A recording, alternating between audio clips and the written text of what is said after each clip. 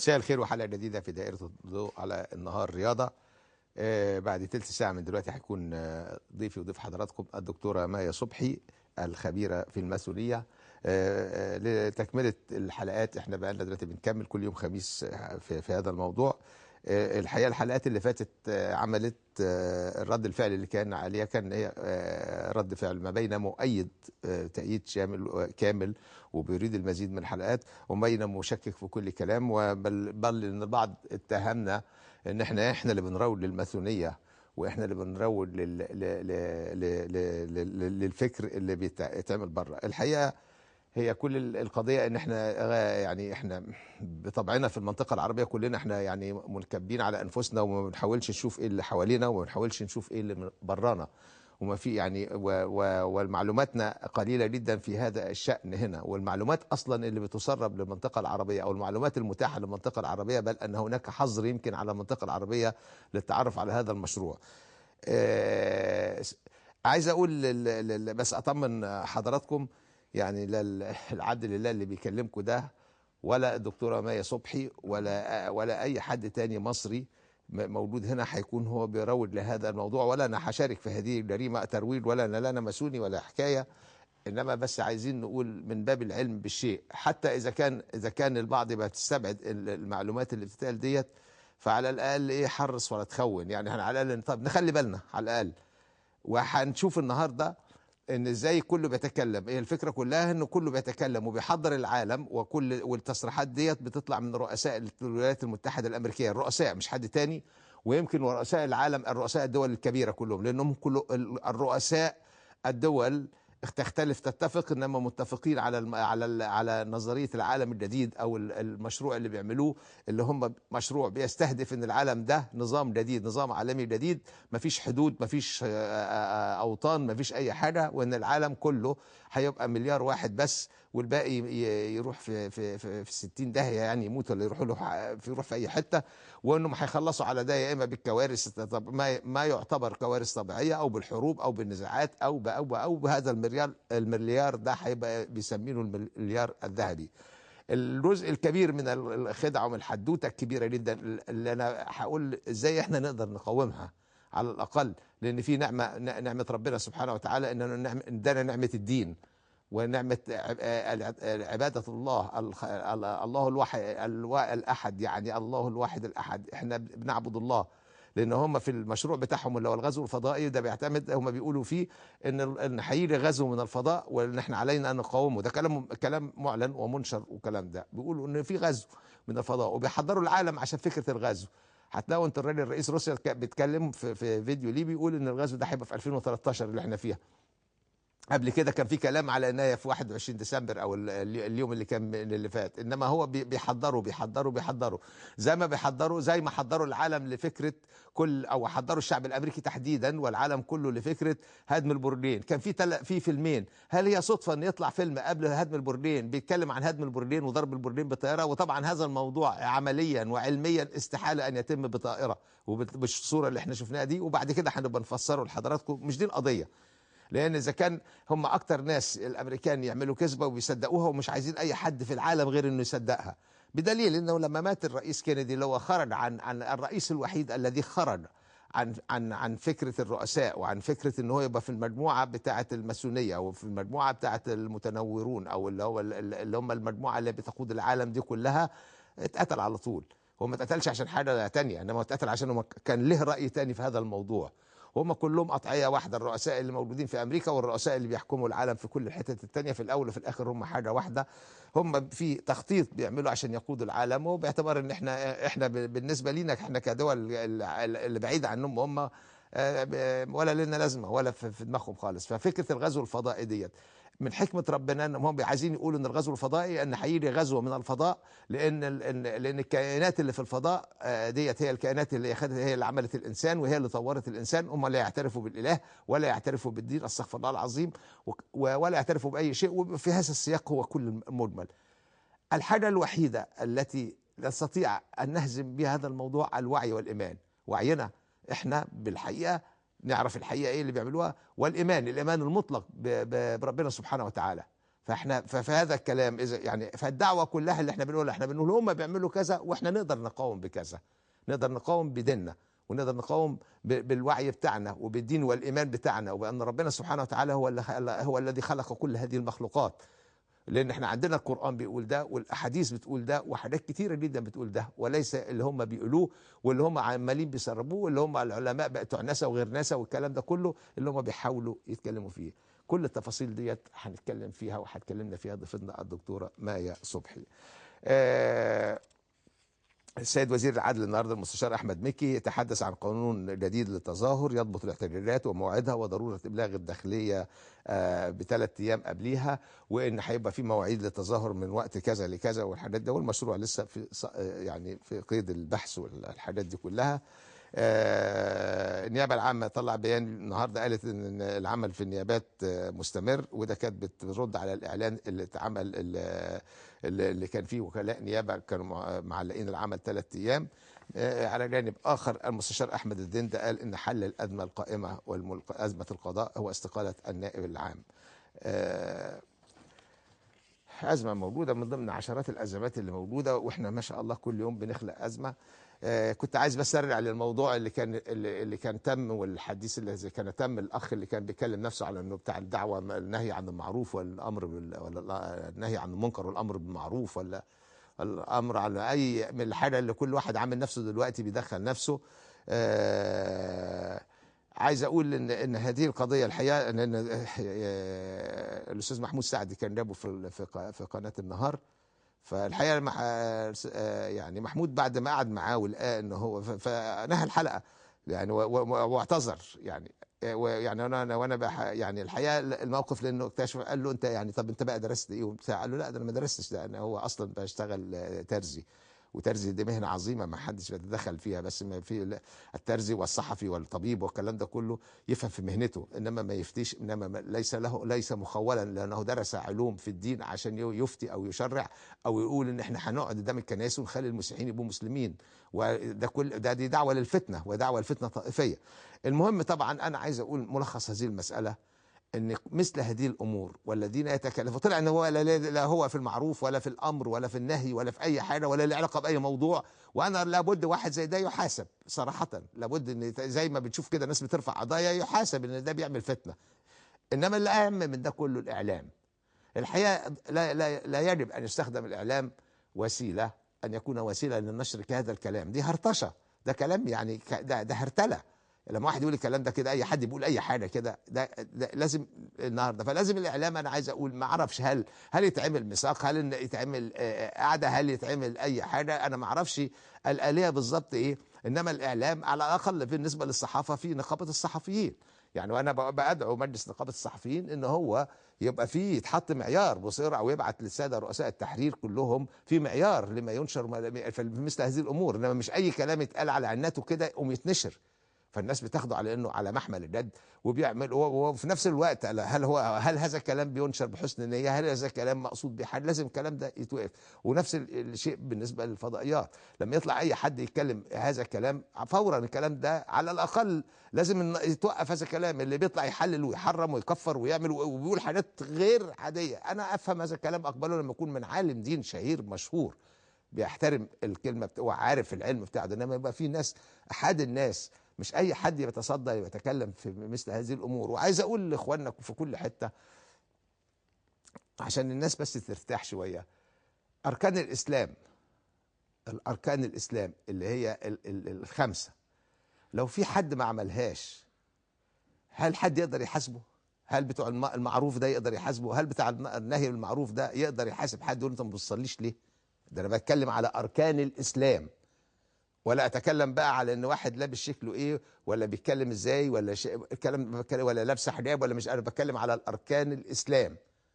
هل يقدر حد يحاسب ده؟ شوف حكمه ربنا سبحانه وتعالى، هو ربنا اللي هيحاسب. ربنا قال لك فرض علينا الصلاه عشان تبقى مسلم تصلي وتصوم وتزكي واذا قدرت تحج والشهاده، يعني هي دي الاركان. هل النهارده حد اللي ما بيعملش هذه الاركان ربنا اللي هيحاسبه، مش بتوع المعروف اللي هيحاسبوه، ما يقدرش يحاسبه ولا في الشريعه انه يقدر يحاسبه، ما هو ده ربنا سبحانه وتعالى يعني كده خلاص انت حر، انا قلت لك انت تقع ما تعملش، انا هحاسبك. الاديان الاخرى لكم دينكم ولي ديني، مالنا. فاحنا ليه عمالين اليومين دولت نولع في بعضينا؟ ليه عمالين نعمل فتنه في بعضينا؟ يعني المساله تاخد بالراحه. بس هو الاعلام انا شايف انه بصراحه له دور في نشر الحاجات دي، لان الكلام ده مصر كلها كانت بتتكلم عن هذا الموضوع. ولنا ان نتخيل ما ينشر بقى من بره متاخد عن الحوار اللي معمول صفحه لمولانا اللي قال انا لا مش دارس في الدين. طب وتتكلم ليه؟ يقول لك ده رايي. طب ده امبارح الاستاذ محمود طب انت رايك ولا راي دين؟ قول له لا ده رايي انا. طب انت مين انت؟ طب انت دارس؟ لا مش دارس. انا مواطن من حقي اقول لا. مش من حقك انك تقول، ومش من حقك انك تحرم، ومش حقك انك تفرض تنسب نفسك للدين، ومش من حقك انك تسيء للدين، لان دي اساءه للدين. التفسير الخاطئ لده وان اي حد يفتي في الدين بدون علم وبدون درايه وبدون كلام ده اساءه للدين. فانا شايف ان الاعلام الحقيقه لابد ان هو كل ما هو يحمل الاثاره وكل ما هو يحمل اي حاجه فيها من هذا الموضوع لابد ان الاعلام ياخد باله من هذا الموضوع الحقيقه، حتى لا يستخدم. لان انا بناقل بصوره شديده جدا بنقل هذا الموضوع. والكارثه ان بينقل او بيترك كلام اي حد بيقول اي حاجه دون تعقيب. والمفترض ان يكون هناك تعقيب في الصحافه. ما كان زي ما اتعلمنا لما يبقى في مثل هذه الامور بيبقى في تعقيب بعدها من المحرر، يقول لا ده الموضوع ده غلط كذا في كذا وكذا وكذا، او ده في كذا او كذا وكذا. النهارده الفريق اول عبد الفتاح السيسي هيوفدوا عدد من قادة القوات المسلحة بوفد من القوات المسلحة برئاسة اللواء محمد العصار مساعد وزير الدفاع. هيزوروا الكاتدرائية يوم الخميس تقديم التهنئة لقداسة البابا توادرس بابا الإسكندرية وبمناسبة العيد الميلادي الجديد، ويقدموا تهنئة لإخواننا، وبيقدموا تهنئة لإخواننا المسيحيين ولمصر كلها، لأن أي عيد ده عيدنا كلنا، وأي يوم طيب هو عيد علينا كلنا جميعا. ويا رب عيد علينا الأيام كلها، يا رب ايامنا كلها تبقى اعياد، يا رب نخلي ايامنا كلها اعياد. وعشان ايامنا تبقى اعياد لازم هيبقى فيها حب وفيها تعاون وفيها صفاء وفيها حوار وفيها تفاهم وفيها حاجات كثيره جدا جدا. في الاستاذ محمد دكتور بيقول لي يا استاذ ابراهيم هتستضيف حرفي امتى وتفتح ملف المنتج الصيني الرديء امتى؟ مفيش فرصه احسن من دي تفتحه لما الاقتصاد يتعافى والمستوردين يرجعوا بقوه. وعايز ارد على الشيخ بتاع الامر المعروف والنهي عن المنكر. انا نفسي يعمل الجماعه بتاعته دي وتنزل المناطق الشعبيه عشان نعرقبهم من رجليهم. الحقيقه استاذ محمد الحقيقه طلع لا هو نهي معروف ولا امر منكر ولا في اي حاجه من ديت، وانه كان هو في اطار الهرطشه اللي موجوده وفي اطار الزيطه اللي موجوده وفي اطار يعني بيعتبروا ان ده عامل زي اللي قطع طريق ويعتبروا عمل قد حاجه زي كده. انا مش اكتر ولا اقل، وهي مش غلطته، هي غلطتنا احنا كاعلام الحقيقه في هذا الموضوع. يعني انا عايز اقول شريف حمدي بيقول يا استاذ ابراهيم العيب مش على الراجل اللي زعم بانه عمل هيئه المعروف وطلع ملوش علاقه باي جهه ازهريه او اسلاميه، ولكن عيب على اللي عمل معاه اللقاء في صحيفه واسعه انتشار وعمل معاه احلى واجب في نشر فكره وفرد له كل مساحه للحوار، ويعلم جيدا قبل نشر ان هذا الحوار لم يكن احد يعلم بهذا الرجل. عايز اقول يا استاذ شريف الحقيقه يعني انا اتكلمنا في هذا الموضوع انا مع حضرتك على الاقل. ربما في جوانب حتى كل حاجه حتى لو كان فيها حاجه غلط ربما تبقى فيها جوانب مهمه. على الاقل شفنا في ناس ممكن يكون ناس بينا مع اهالينا مولودين بينا بيفكروا بهذه الطريقه. دول طبعا محتاجين حد يفهمهم.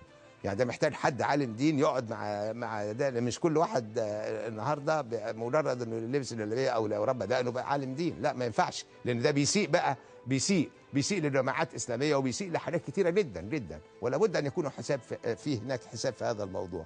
فيمكن الجانب المضيء في هذه المساله ان على الاقل قدرنا نعرف ان في بينا ناس بتفكر بالطريقه دي. انت عايزه فاصل؟ طيب اطلعي فاصل يا ستي.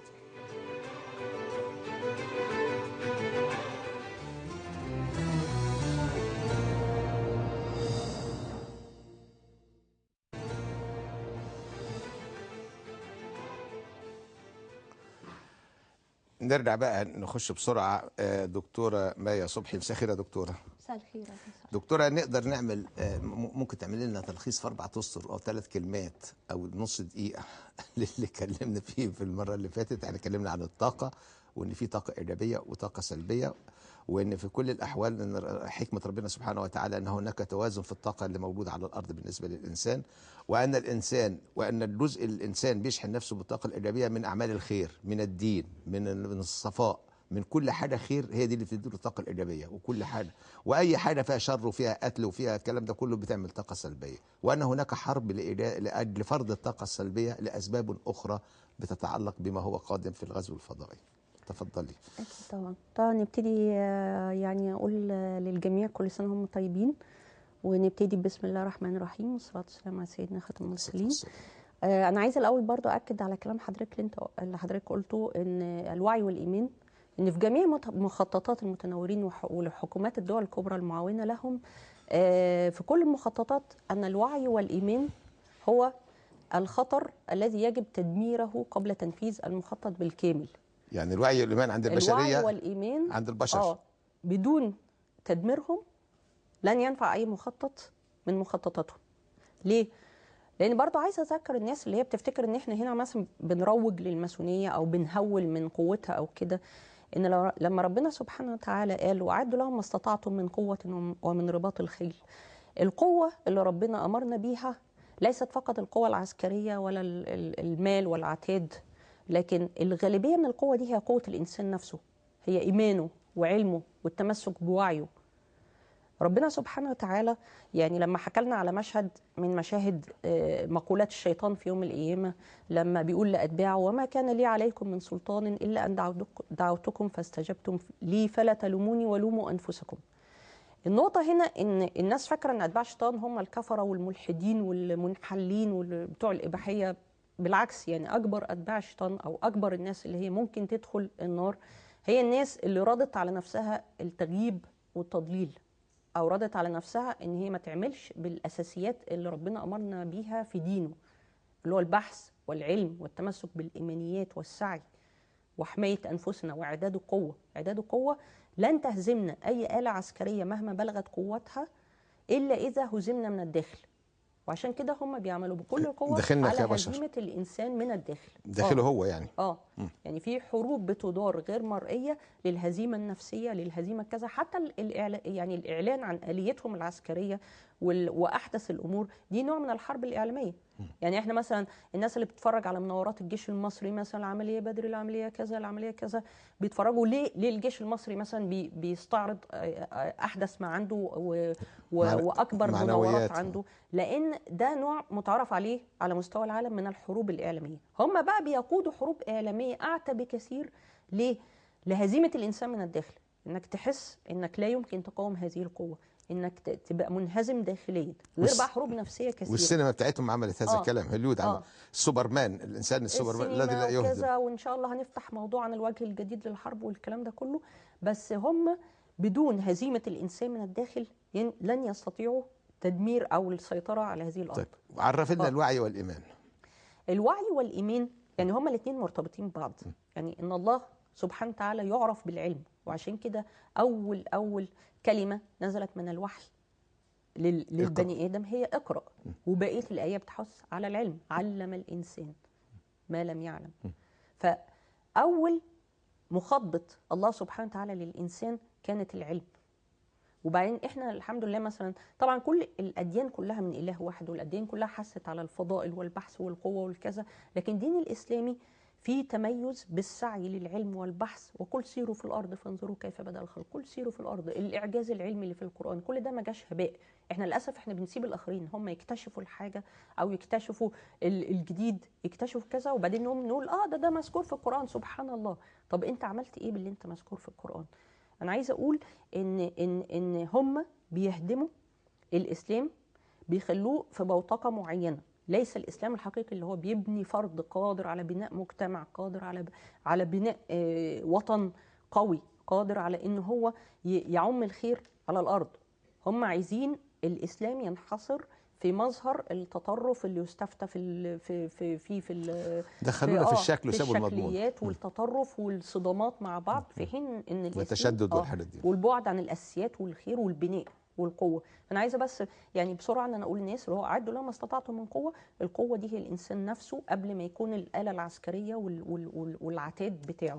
الانسان نفسه فانا لو على وعي بديني وعلى ايمان بديني وعلى يقين بالدين ويقين بوجود الله، استحاله مخططهم هم يصلوا. بالظبط. تمام. زائد ان ربنا سبحانه وتعالى له حاجات الناس مش حاسه بقد ايه الحاجات دي خطيره، زي ما احنا اتكلمنا مثلا قبل كده عن الطاقه الكونيه. دي طاقه عظيمه جدا، وكل ما خلقه الله على الفطره هو خير. يعني كل ما خلقه الله بفطرته هو خير. عشان كده كل فعل الشيطان ان هو يضاد او يعمل الضد لفطره الله. فكل ما هو خير وفطري، مش بس يعني مثلا الرسول عليه الصلاه والسلام لما قال لا عباده مثل التفكير او التفكر او التدبر، انك انت التدبر بيخليك تسرح في ملكوت الله، تتعلم، ده بالتالي بيطفي عليك خشوع. الخشوع ده يطفي عليك طاقه ايجابيه، لان احنا زي ما قلنا انت المحرك للطاقه اللي حولك. انت القرآن كان في اصله طاقه نورانيه قبل ما يبقى كتاب مقروء، كان اصله نور من النور الاعلى، انت اللي بتحوله لهذه الطاقه، وهذه الطاقه غير محدوده. بس يجب ما وقر في القلب، يعني الخشوع، اللي انت تشغل قلبك، لان ده مش كلام يعني الناس بتاخده على انه هو كلام واحنا عارفين واحنا كذا، لكن ما بتجربوش فعليا ان ده كلام فعلي وكلام علمي وكلام مثبت، ان القلب محرك مغناطيسي، ليس آلة بس للنبض، هو محرك مغناطيسي، وبالعكس بيرسل آلاف الرسائل ذات الطبيعة الكهربية وذات الطبيعة المغناطيسية للمخ أكثر من المخ ما بيرسله. فالقلب، حتى القلب لوحده عضو واعي، والأغرب من كده إن كل خلية في الإنسان هي عضو واعي. يعني في حاجة اسمها وعي الخلايا، وده اللي اكتشف حديثا إن كل خلية واعية بحد ذاتها.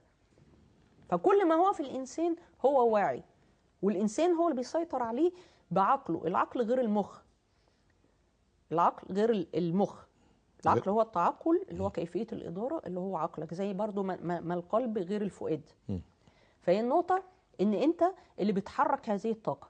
حواليك فيه طاقة كونية ممكن ان انت تاخدها بصورة ايجابية، ممكن ان انت تتعبد تخلق طاقة من نفسك وتخلق تحصين لنفسك، لان زي ما قلنا ان ده بينعكس على الهالة اللي حوالين الانسان.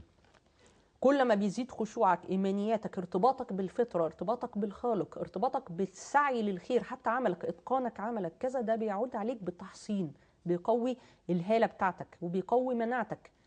يعني بينعكس كمان ماديا على الجسد، انه بيقوي مناعتك للامراض. طيب نطلع من ده كله. عايز بس عشان اطمن الساده اللي كانوا بيتكلموا ان هو ممكن يكون ان احنا بنهول او نوع من التهويل، انما هو لا تهويل ولا تهوين، انما هي دي حقائق موجوده ومثبته. ولما نجيب وما تيجي الدكتوره جايبه افلام كثيره جدا، فيديو، ما حدش يقول لي طب مين ده؟ يعني عايز اقول تعالوا نتعامل مع المساله بحياديه، تعالوا نتعامل مع المساله ان ده امر احنا بنعرفه. يعني والمعرفة بالشيء أفضل من عدم الإدراك لهذا الشيء. نعرف هذه المسألة لأن ده جاي يعني اللي مش مصدق ده جاي، لأن حتى الحروب اللي شغالة حوالينا، وحتى الحرب اللي موجودة في المنطقة، وحتى الحروب التي ستستحدث في المنطقة قريبا، وربنا ما يجعلها تحصل يعني، إنما 99% هيبقى في حروب قريب، في حروب في المنطقة هنا، وفي حاجه، وهتبقى بين يعني هتبقى شيعه وسنه وشغلانه وكلام من ده، لان ده بيتحضر ليه واضح. اي حد هيقرا حاجتين ويحط كلامنا ببعضه يعرف هنخلص من سوريا هتبتدي حرب تانية. نعرف ده لان هو ده اللي جاي، فلما نعرفه افضل ما نعرفوش. واهم حاجه في الموضوع كله احنا عارفين ان السلاح معانا، السلاح جوه كل واحد مننا، وفي عقل كل واحد، وفي وجدان كل واحد، وفي قلب كل واحد، الوعي والايمان.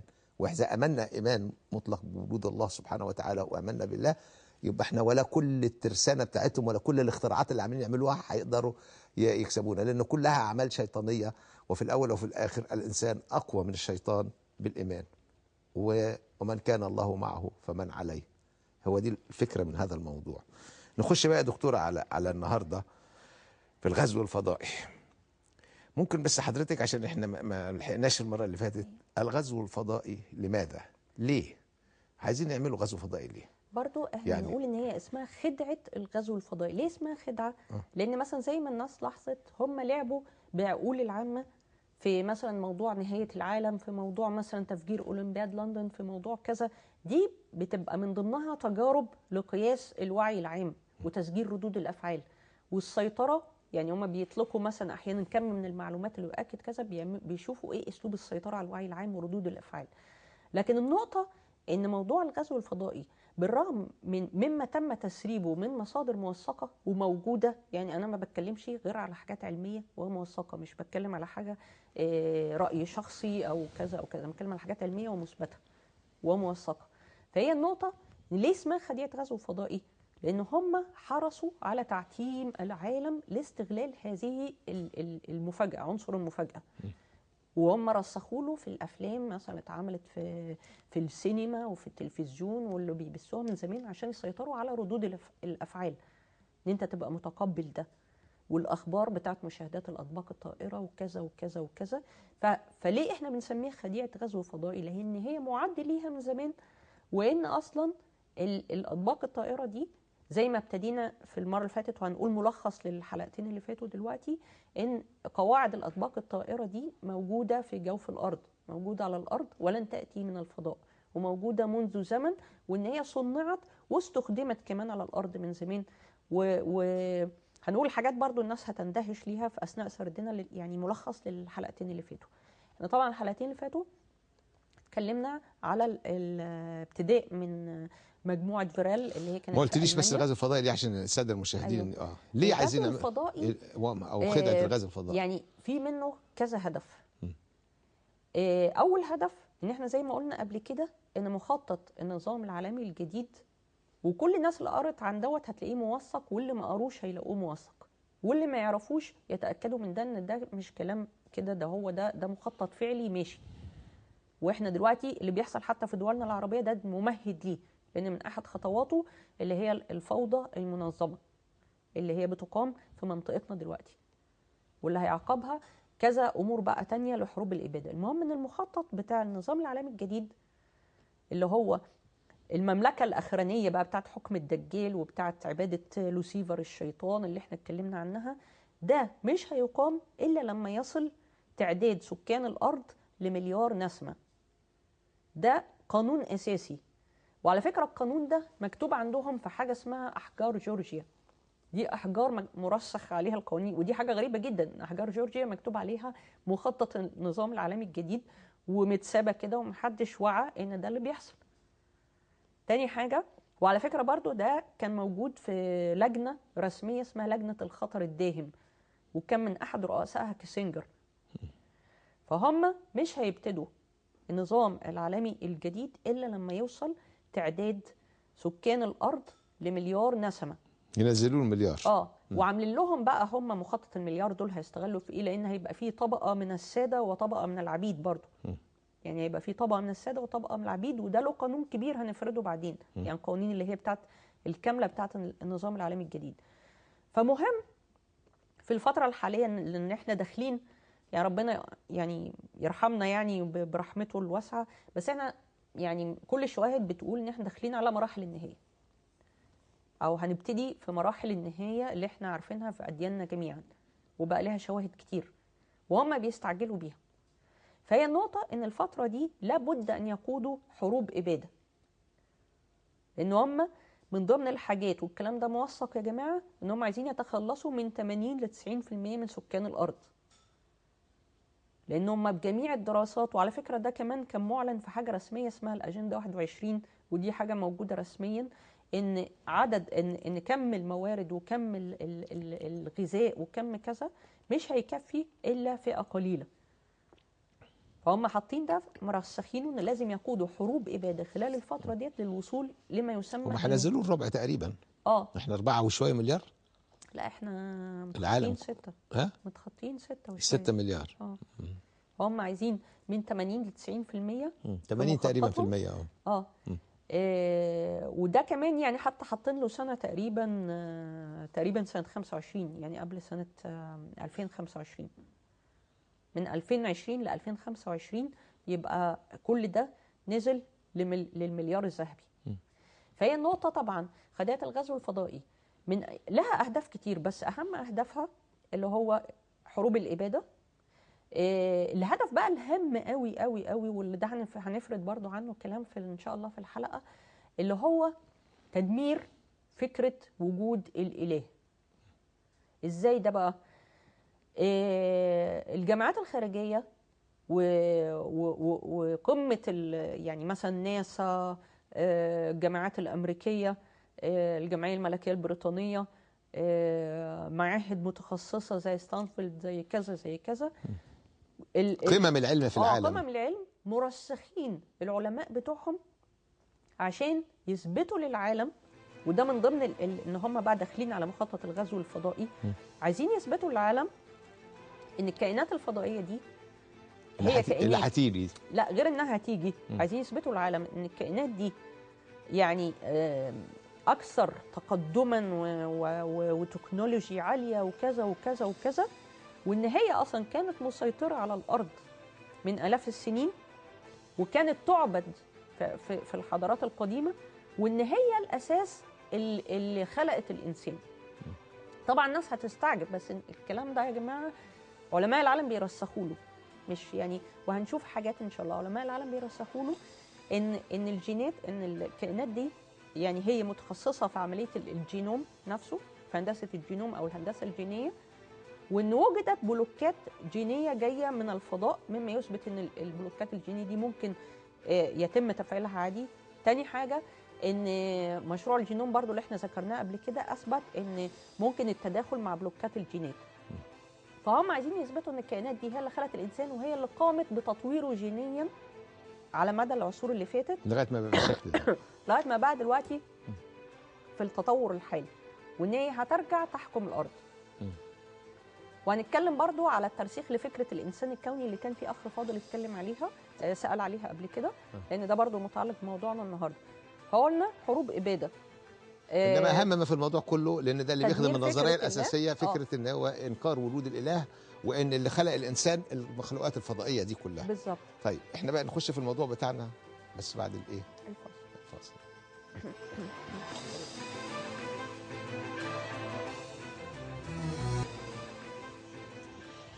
طيب دكتورة دلوقتي خلاص احنا في تمهيد لفكرة الغزو الفضائي على لسان هم تصريحات فيهم، يعني هم اللي بيقولوا ان في غزو فضائي جاي. ودلوقتي انت شرحت لنا ان الغزو الفضائي الهدف منه كذا وكذا وكذا وكذا. على فكرة كل رؤساء امريكا اتكلموا عن الغزو الفضائي القادم، يعني ابتداء من كارتر، ريجن، بيل كلينتون، بوش، اوباما. حتى اوباما اعلن ان هو هيعلن قريب على برنامج التعاون بين حكومته وبين الالينز. على فكره ده اعلنوا في الصين كده. بينه وبين ايه؟ وبين الكائنات الفضائيه، التعاون اللي بينهم. وده اعلنوا في مؤتمر في الصين. هنشوف نماذج، وحتى جيمس كاميرون اتكلم على الغزو الفضائي، ميديفيديف اتكلم على الغزو الفضائي. هو كان احدث حاجه اللي هو ميديفيديف، اللي هو قال ده حديثا، يعني قال ان في غزو فضائي في 2013. يعني ممكن نشوف مثلا لقطات، يعني مثلا انا مش عارف هننزلوها امتى. يعني ما هي بتقول كده تنزلوا، يعني لازم نقول انزلوا وتطلعوا وتخرجوا. ممكن نشوف لقطات مثلا ميديفيديف وهو بيتكلم، حتى يعني هو الفيديو الاساسي موجود بالروسي، لكن في سكاي نيوز جابته ان هو ميديفيديف بيحذر من غزو فضائي في 2013. عشان كده عايزه اقول للناس الموضوع دوت مش خدعه زي الحاجات اللي سبقت، ده جاي عاجلا او اجلا. عشان كده احنا عايزين ناخد فكره عنه عشان نعرف. هو تصريحه كان بيقول ايه فيه بالظبط؟ بيحذر ان في 2013 في غزو فضائي قادم. ليه؟ لان كان السفينه الام، يعني هم عملوا اعلان جامد قوي ان السفينه الام ظهرت في سماء روسيا. ده كان من حوالي 4-5 شهور ان السفينه الام ظهرت في سماء روسيا. فهو بيحذر ان في 2013 في غزو فضائي. في يعني ممكن برضو يعني مثلا ايه نشوف ريجن. طب كارتر، كلينتون كان بيقول ايه بقى؟ كلينتون بيتكلم على ان الالينز موجودين، اللي هم الكائنات الفضائيه، ان موجودين منهم على الارض، وان في غزو فضائي قادم. لكن لا ندرك متى سياتي هذا الغزو، لكنه قريب، وان في شواهد كثيره بتدل على انه هو قريب، لكثره الظهور بتاع الاطباق الطائره في الفتره اللي هي كان فيها كلينتون وما بعديه. في مثلا ريجن هنا بيقول ان يعني شوف من حضرتك من ايام كارتر كمان من ايام ريجن هم بيعدوا وبيرسخوا عند الناس، ده كان في الامم المتحده، وبيقول لهم ان في غزو فضائي قادم ولن يوحدنا الا عندما يتم هذا، يعني سوف نتوحد عندما ياتي هذا اللي الغزو هو النظام الفضائي. العالمي الجديد يعني. وده على فكره برضو من احد الاهداف، ان هو بيرسخ لفكره ان الناس كلها زي ما احنا بنشوف في الافلام بتاعتهم ان امريكا هي الدوله العظمى اللي هتحارب الكائنات الفضائيه، فده برضو هيديها نوع من السطوه على العالم. يعني هو هنا حتى كان بيرسخ للفكره دي، اننا لن نتوحد الا ان في غزو فضائي قادم، ولن نتوحد الا عندما يحدث هذا الغزو لمقاومته بقوه، فلن نستطيع ان اي دوله ان تقاومه وحدها، ولكننا يجب ان نتجمع تحت قوه عظمى. طيب في برضه مثلا فيديو، طبعا في يعني كتير كل يعني كل القمم في كاميرون بتاع، بس مثلا في دكتور من الدكاتره الكبار الفايزين بجائزه نوبل بيحذر من ان امريكا بتعد لخديعات غزو فضائي. هي بقى هو يعني هو بيخبط فيهم اهو. ده طلع عن النسق وبيقول ان هو احنا ممكن برضو مثلا يعني لو عايزين نشوفوا طب ما انا ما اعرفش ايه المشكله، ما هو المفروض لما تقولي هم يجيبوه يعني جرى العرف كده او مش مشكله، يعني الفيديو موجود، بس هو عالم كبير جدا بيحذر من اسمه ايه هو؟ اللي هو نيك رولر تقريبا، نيك رولر او كده، ده بيحذر ان ده كان جاي على CNN برضو وعلماء كبار، يعني انا جايبه نماذج بس. هو بيقول ايه بيحذر؟ هو بيحذر ان امريكا بتعد منذ زمن طويل لخديعه غزو فضائي، وبيأكد حاجات هنقولها برضو النهارده، ان تم خداع العالم بهذه الكائنات الفضائيه، وتم خداع العالم ببرنامج الفضاء، وما يتم به معتم تماما على العالم، وان اصلا يعني ده هنفتحه برضو في كلامنا النهارده، ان موضوع الهبوط على القمر حاصل من الاربعينات، موضوع الهبوط على المريخ حاصل من الستينات، ودي حقيقه على فكره. فهو بيرسخ الكلام ده، وان تم التعتيم تماما على الموضوع ده لعمل خديعه الغزو الفضائي، زائد ان هم طول الفتره دي عمالين يعني يستفيدوا بالتبادل التقنيات الحديثه زي ما احنا اتكلمنا فيها المره اللي فاتت، وهنكملها النهارده ان شاء الله. طيب وعلى اي حال ديت برضو انا عايزين نماذج يعني، بس نماذج موجود انا عايزين نحطها، يعني في جيمس كاميرون، في بقى طب عايزين نبقى نحط الحاجات دي من فضلك، ونقول هنا وعمرو يحطها برضو، كل الحاجات تتحط على الصفحه بحيث اي حد عايز يشوفها. برضو انا عايزه اطلبها من حضرتك. اتفضل. يعني انا مثلا كل التفاصيل ديت، وحتى في الحلقات اللي فاتت اللي الناس كانت طالباها، انا لقيت مثلا في موضوع السيطره على العقول وفيما بعدها في 200 لينك مهمين جدا للناس، وكتب وكذا وكذا وكذا. فانا مش عارفه هل ده، يعني انا كنت محتاره هل ده ممكن يجي مثلا في بوست، ولا تعمل صفحه مؤقته تبع لصفحه حضرتك، تبع صفحه البرنامج، نعملها عشان كتير ومهم الناس تشوفه. طب نحطها على يعني انا حتى في الموضوع ده عايزه احط لهم بالكامل خلاص. هنعمل الصفحه ديت في البرنامج للحلقات بتاع الدكتوره مايا صبحي ديت، وهتحط عليها الحلقات وتحط عليها كل اللينكات. خلاص كده، يعني في حاجات مهمه وفي كتب مهمه وفي مواقع وعشان اللي عايز يخش يقرا بقى ويشوف الكلام ده كله، وفيديوهات مهمه جدا. طب خلاص يبقى هنعمل ديت ان شاء الله. اتمنى نعمل ده، لان انا يمكن ايهاب بيقول لي اريد تجميع الحلقات المصوره مع دكتوره مايا صبحي وضعها على موقع خاص بها، لانها موضوعات هامه جدا وحقيقيه، ونحن نقوم بالبحث من سنوات عن مراجع تساعدنا في تنوير عقول الناس. انا عندي كل المراجع مما يعني يعيشون فيه من ظلم وتحكم من ابناء الماسونيه. كل الحاجات دي هنحطها، احنا هنعمل الصفحه ديت، او هنعمل هذا الكلام ان شاء الله باذن الله، ويبقى يعني على اول الاسبوع ده تبقى يعني كل انا ده بعتذر لهم، لان انا فعلا مجمعه الحاجه، بس لقيت انه صعب جدا ان انا تتحط في بوست. يعني في حاجات مثلا محتاجه 200 لينك كلهم مهمين جدا، واللي عايز يختار بينهم، او مثلا مواضيع مهمه جدا، فعشان كده انا بعتذر يعني ان شاء الله لما ايوه من الاسبوع احنا نعملها كده طبعا باذن الله. طيب نتكلم بقى دلوقتي على عشان احنا عايزين نخش على قواعد الجوف ارضيه. يعني هل انت في ناقصك حاجه عشان تخش لنا بقى على قواعد الجوف ارضيه؟ ده في الجزء من ايوه القواعد الجوف ارضيه. يعني احنا ابتدينا فيها المره اللي فاتت لما اتكلمنا على برنامج هتلر، وباختصار يعني عشان الناس اللي هي ما تابعتش او ما شافتش الحلقه من الاول، احنا قلنا اصلا ان كان في قبل وجود النازيه كان في مجموعه من الخاصه جدا مجمعه العلماء والقاده العسكريين، كانت في المانيا قبل انشاء النازيه، كان اسمها مجموعه فيرل. والمجموعه ديت باختصار يعني وصلت للتعامل مع جنس من الاجناس اللي تسكن جوف الارض، وهنتكلم على الجنس ده بس اسمه الرماديين او الجريز.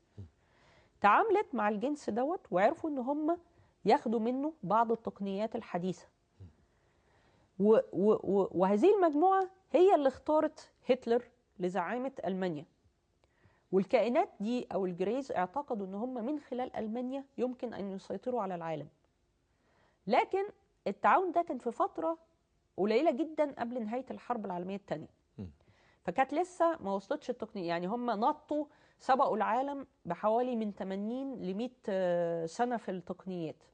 يعني ألمانيا زي ما شفنا مثلا في فيديو اللي فات، لو عايزين مثلا نعيده بس عشان نكمل كلامنا النهارده، ان ألمانيا وصلت للطائرات بدون طيار وصنعت الأطباق الطائرة. ألمانيا صنعت الأطباق الطائرة واستخدمتها، بس استخدمتها استخدام تجريبي في نهاية الحرب العالمية الثانية. والكلام ده موثق وليس ضربا من الخيال، ده موثق بالوثائق بتاعته، بالتركيب بتاع الموتورات بتاعة الأطباق، بنوعية المعادن المستخدمة، بالتيم الكامل بتاع العلماء اللي اشتغلوا فيها. كان من أهمهم عالم اسمه فيكتور شوبرجر.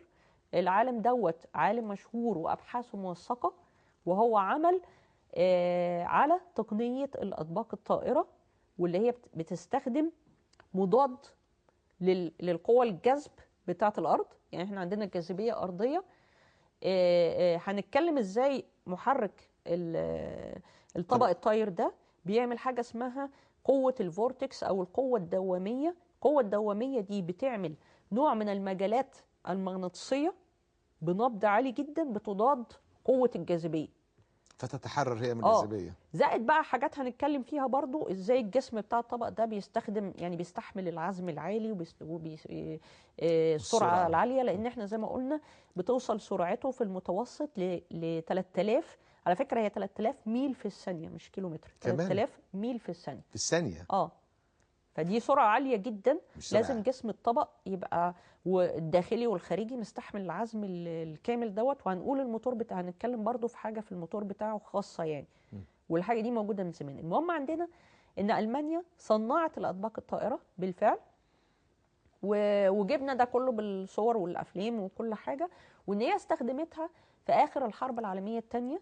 وفعلا الكلام ده موثق حتى في الجرائد الأمريكية، موثق عند قوات الحلفاء قبل هزيمتها على طول.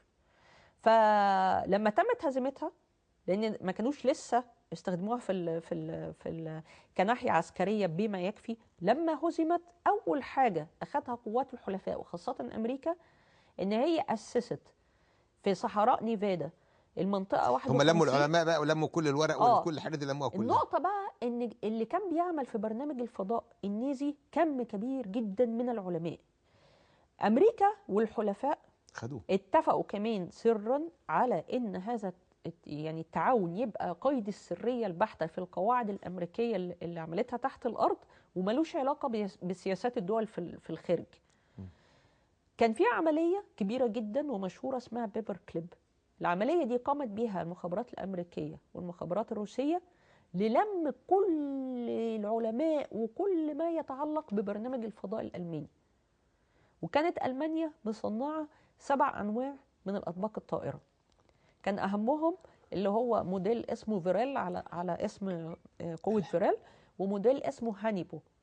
كان من ضمنهم بقى الموديل 1 و2 3 بيختلفوا في بعض حاجات في الشكل في العزم في الكلام دوت، وموديل اسمه هانيبو برضه، هانيبو 1 وهانيبو 2. زائد ان حتى شركة BMW دخلت في تصنيع الأطباق الطائرة في آخر الحقبة النازية. المهم عندنا ان عملية بيبر كليب دي راحت واخدة كل ما يتعلق ببرنامج الفضاء الألماني واخدته على القواعد الجوف أرضية اللي هم كانوا أول ما أنشأوا فيها القاعدة اللي في منطقة 51. اسمها منطقة 51. والمنطقة 51 دي كانت في صحراء نيفادا، من المناطق الرئيسية اللي كان بيتم فيها تجارب على القوة التسليحية الجديدة بتاعت أمريكا، زي التجارب النووية، التجارب بدايات يعني الصواريخ، بدايات الحاجات الحربية وكده. عملوا قاعدة عظيمة جدا جوف أرضية في المنطقة 51، وابتدوا اخدوا بقى مش بس العلماء، كل ما يتعلق يعني كل الاطباق بتاعت دي المنطقه 51 من فوق، في لها برضو منطقه 51 برضو. فحتى لو نلاحظ المنطقه 51 من فوق معمول على شكل النجمه اللي هي سداسيه داخل دائره، ودي احد رموز الماسونيه وكأن جواها عين. فدي المنطقه اللي هي يعني خاصه يعني بتبين ان وهنشرح ده ازاي ان المتنورين مسيطرين على المنطقه دي. المهم ان هم بقى بعد يعني باختصار شديد برضو الكلام اللي احنا شرحناه عشان الناس تبقى معانا، بعد ما اخدوا كل ما يتعلق واخدوا بقى الاطباق الطائره وكلها وكل تصميماتها برضو عرضناها والكلام ده كله. المهم لما عرفوا ان هم كانوا بيتبادلوا التقنيه دي مع الرماديين او جنس الرماديين. الامريكان عرفوا ان الالمان كانوا بيتعاملوا مع جنس اخر اللي هو في جو في الارض. زائد ان لقوا بقى يعني لقوا برضو من ضمن الحاجات اللي خدوها خرائط جو في الارض بتاعت هتلر. فعرفوا ان اساس، وعرفوا برضو من الحاجات الوثائق وكده ان هم كانوا بيتعاملوا مع كائنات اعلى تقنيا، والكائنات دي ممكن الاتصال بيها عن طريق جوف الارض. وتتبعوا بقى موضوع الفتحات الاساسيه بتاعت جوف الارض اللي هي موجوده مثلا في القطب الشمالي، يعني في القطب الشمالي وفي القطب الجنوبي فتحات كبيره جدا، من ضمنها مثلا فتحه القطب الجنوبي اللي هي في انتاركتيكا دي 400 كيلو القطر بتاعها. طبعا زي ما قلنا هم حطوا الموضوع ده قيد السريه التامه، واصروا على سحب كل حاجه بحيث ان العالم يعتم عليه تماما، هذا البرنامج، وينسوا الموضوع ده تماما. منذ هذا الوقت بعتوا بقى زي ما قلنا رحله يعني ابتدوا حاجه اسمها المشروع الاحمر. ده كان مشروع كبير جدا لاكتشاف المدن اللي موجوده في جوف الارض، وكان يعني المشروع الأحمر ده ضامن تحتيه كذا ملف، وبيقودوا كذا بعثات عسكرية ومعها علماء وكذا. من أهم هذه البعثات عملية اسمها هاي جامب أو القفزة العالية، دي كانت بقيادة جنرال اسمه ريتشارد بيرد فعلا اكتشف المنطقة بتاعت أنتاركتيكا والفتحة بتاعت جوف الأرض، ونزل ووثق إن الأرض فعلا مجوفة وبيها كائنات، وتقابل مع نوع، بس هو ما تقابلش مع الجريز، هو تقابل مع نوع هنتكلم عنه اسمه النوردكس او الشماليين. والشماليين بلغوه رساله، هم الشماليين دول مش من الحاجات الشيطانيه الكافره يعني، وهنشوف ليه هم قريبين من الارض ومؤمنين برضو بالله، وان هم ضد برضو المخطط الشيطاني وضد عباده الشيطان وكذا. المهم ان ايه اهم حاجه في موضوع ريتشارد بيرد ان هو وثق ان الارض مجوفه، وبرضه المذكرات بتاعته الرسميه طبعا بيشيلوها بتاع، بس انا بنحطها على مواقع يعني مش متحكم فيها ان هم يشيلوها، وممكن اديها لهم بالكامل، والفيديوهات بتاعته ممكن برضه انزلها لهم بالكامل. المهم ان كل الكلام ده موثق، ان هو وثق فتحات جوف الارض ووثق تعامله مع كائنات جوف الارض، وحتى له خرائط هو خاصه بيه كمان في دخوله وفي كذا وفي كذا. زائد ان هو تم في هذا المشروع رصد حوالي 129 مدينة جوف أرضية، كان من أكبرهم كما وصفها أو اللي هو اللي نزل فيها ويعني وأعجب بيها جدا. دي الخريطة اللي هي بتاعت جوف الأرض. طبعا المدينة المكتوبة عليها دي اللي هي أجارسيا، دي من أكبر مدن جوف الأرض. في مدن أخرى زي مدينة ريمبو أو قوس قزح. في عالم كامل جوف أرض، وفي شمس جوف أرضية، وفي كذا، وهنتكلم على عالم جوف الارض ده كله وايه الكائنات اللي فيه، وان هي اصلا ديت موجوده في الدين الاسلامي ومذكوره في الدين الاسلامي، لكن احنا لم نبحث بما يكفي او نتعلم او عتم علينا. فعلينا ان احنا قبل ما نرفض او قبل ما يعني ما نبادر بالرفض او نقول لا ده هي مذكوره، ومذكوره في القران، ومذكوره في الاحاديث، ومذكوره في اقوال علماء المسلمين. وكمان اكتر من كده يعني في الخليفه العباسي اللي هو المقتدر بالله بعت رحاله اسمه ابن فضلان لاستبيان، يعني هو بعته الاول لبلاد الصقالبه عشان يدعو للاسلام. فابن فضلان وهو في بلاد الصقالبه عرف ان يعني اللي هي بلاد القوقاز، عرف ان في الشمال فتحات بيخرج منها جنس عملاق جدا، وشاف الجنس دوت وقال ان ده عمره ملايين السنين، يعني عمره يفوق عمر الانسان، وكتب عنه في كتابه اللي هو رسالة ابن فضلان، والكتاب ده موجود. وعلى فكرة ابن فضلان هو الكتاب الكبير بتاعه ده اللي هو رسالة ابن فضلان شرح، لأنه كان رحالة، هو اللي شرح كمان يعني طباع الشعوب والعالم. وهو على فكرة اللي جه في الفيلم اللي هو المشهور بتاع المحارب 13 هو ده ابن فضلان. على فكرة دي من قصة ابن فضلان، بس طبعا شالوا منها تعاملوا مع جوف الأرض، يعني خدوا منها جزئية بس اللي هو كان في أوروبا، لأن الشعب الأوروبي نفسه بيرجع لكتاب رسالة ابن فضان للاستدلال على ماضيه وعلى حال الشعوب وكذا. فهو ذكر حكاية جوف الأرض، وهنقول كمان كان كاتب إيه وكذا، وشرح إن هو اتقابل مع العمالقة وكده. بس قبل ما نخش في موضوع جوف الأرض، عايزين بسرعة كده نقول بعض الأدلة الدينية عشان نفكر الناس ان الموضوع ما هو مش بعيد عن الدين يعني. لا، الموضوع موجود في الدين. وبعدين كان في مع احترامي، بس حضرتك هتعرضني، بس عايزه اقول لحضرتك حاجه عشان انا دي حاجه طب ما ضايقتني المره تخليها اللي بعد فاتت. الفاصل. لا، ما انا هقول لحضرتك بعد الفاصل هقول لحضرتك حاجه، بس عشان كان في حد ذكر المره اللي فاتت لما جيت اقول عن ابن عباس كلمه، قال ان اقوال ابن عباس من الاسرائيليات. ابن عباس بحر العلم، وهو ابن عم رسول الله عليه الصلاه والسلام، ويعني اتقال فيه يعني كلام اللي هو حبر الامه وفقيهها وامام التفسير وترجمان القران. يعني اللي يعرف قدر ابن عباس دوت من اعظم صحابه رسول الله عليه الصلاه والسلام، وابن عمه العباس. ابن عباس ده كان يعني عالم علم لوحده. فحاجه غير مقبوله ان حد يقول ان ابن عباس من الاسرائيليات دون البحث من هو ابن عباس. المهم نقول طب نخليها بعض ادله. بعد الفاصل. طبعا.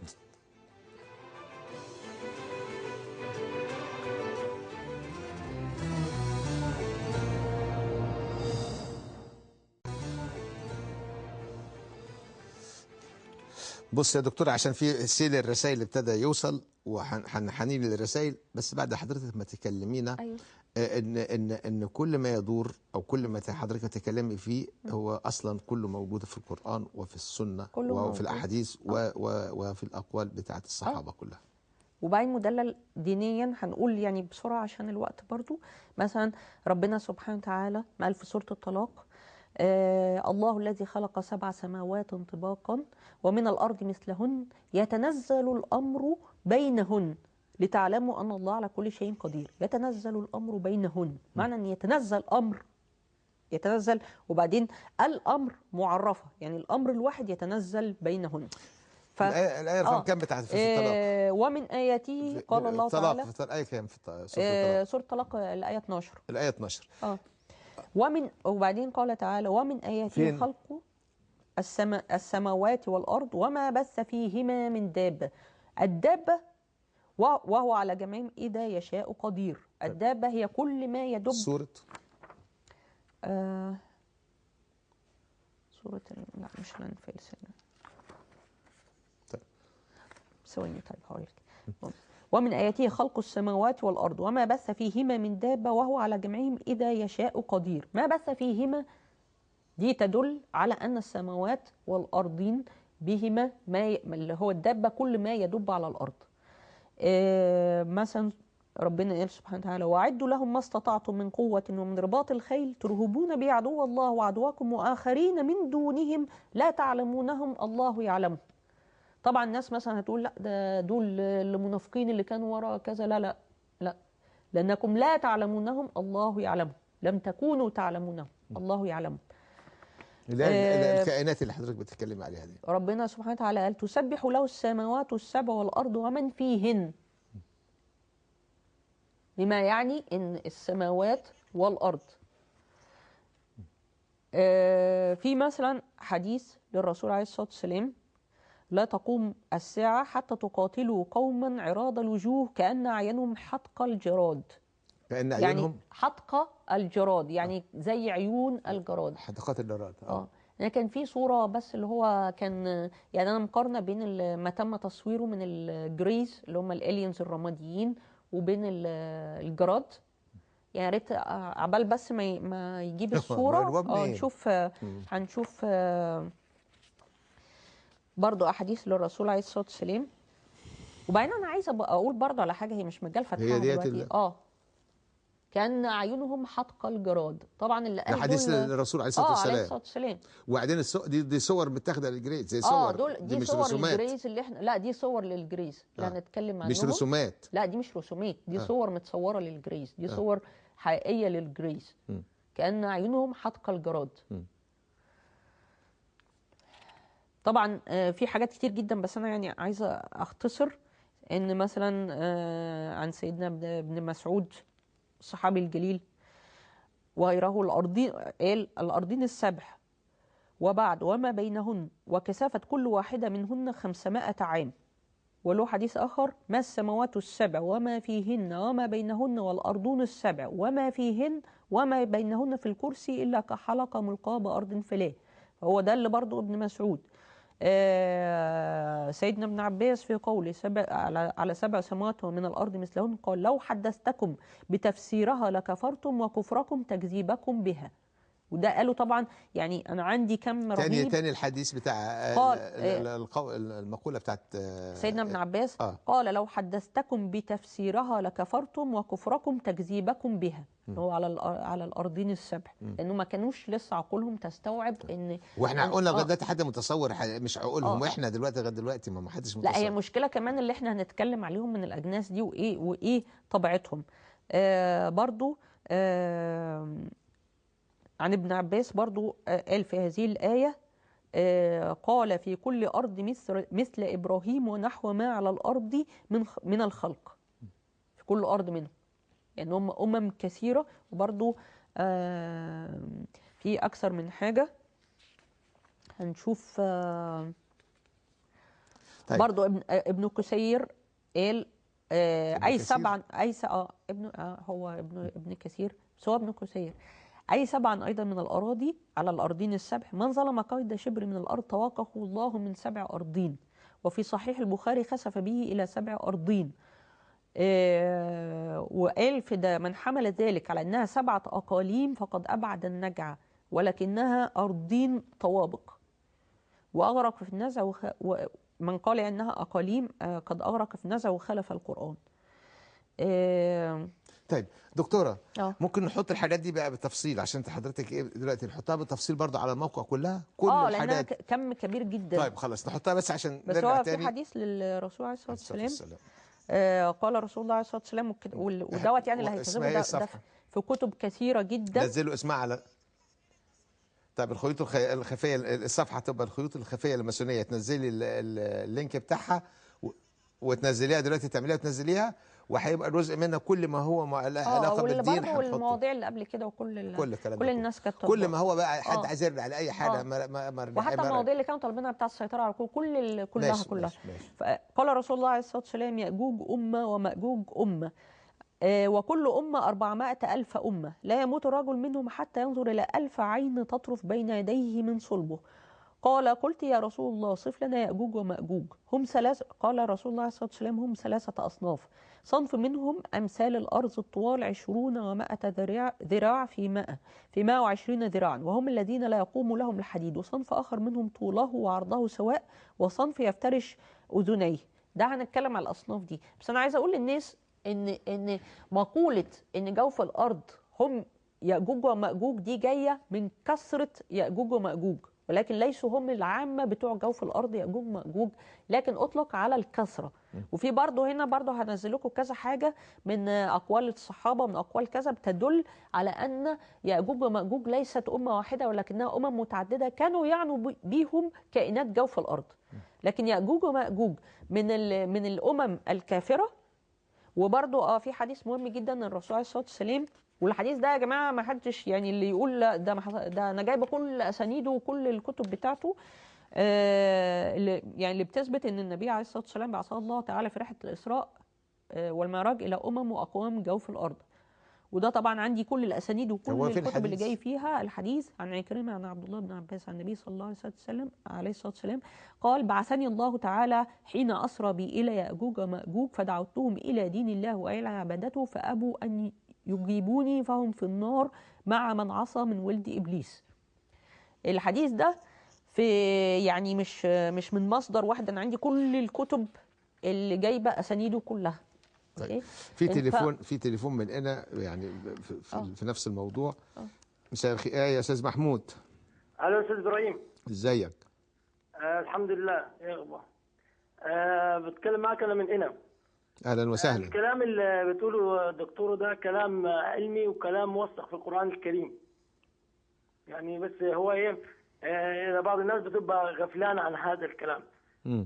اللهو الخفي اللي كانت تتكلم عليه الدكتوره هو جاء في اسم القرآن باسم موسى السامري. وبيسموه في الغرب حاليا باسم انكل سام، العم انتي سام. كرايست.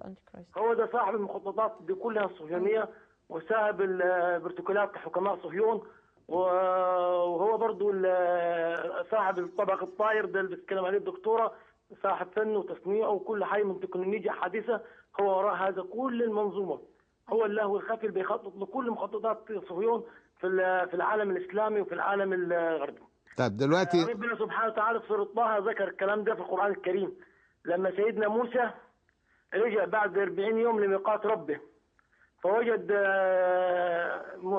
قومه عاكفين على العجل الذي له خوار، فخاطب موسى السامري وقال: ما خطبك يا سامري؟ قال: أبصرت بما لم تبصر به، فقبضت قبضة من أثر الرسول، فكذلك سولت لي نفسي فنبذتها فكذلك سولت لي نفسي. فقال سيدنا موسى قال له ايه؟ قال له: فاذهب فإن لك في الحياة أن تقول لا مساس. فإن لك في الحياة أن تقول لا مساس. طيب عايز أقول بس وإن لك موعدا لن تخلفه.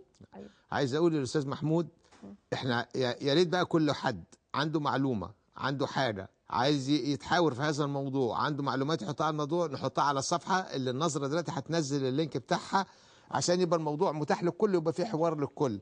احنا كل المسألة كلها ان في حاجة بتدور حوالينا احنا مش على علم بيها، احنا مش واخدين بالنا ايه اللي بيحصل حوالينا، وهي دي مشكلتنا من زمان، مشكلة أمة العرب من زمان، احنا في غفوة من زمان وبنحاول ربما ان احنا المحاولة بتاعتنا دي هتفيدنا في حاجات كتيرة جدا، لان في الاول وفي الاخر سلاحنا زي ما بدينا الحلقة الوعي والايمان. نعم،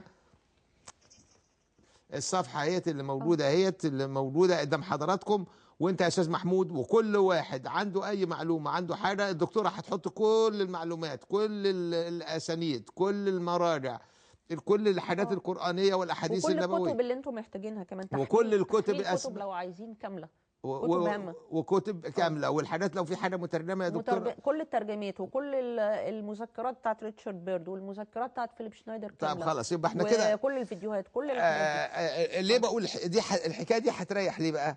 لان هتريح حضراتكم، لان مثلا هنا الرساله جايه لي هنا يا انتوا ما اعرفش من لا انتوا يا ست ما تزعليش، ولا يا سيدي ما تزعلش. المهم يا انتوا بتقول لي السلام عليكم ورحمه الله، ازيك يا استاذ ابراهيم؟ انا بتوه والمعلومه مش بتثبت، يا ريت يكون الشرح بالصور، بحس ان في وقت كتير بيضيع في الفاضي.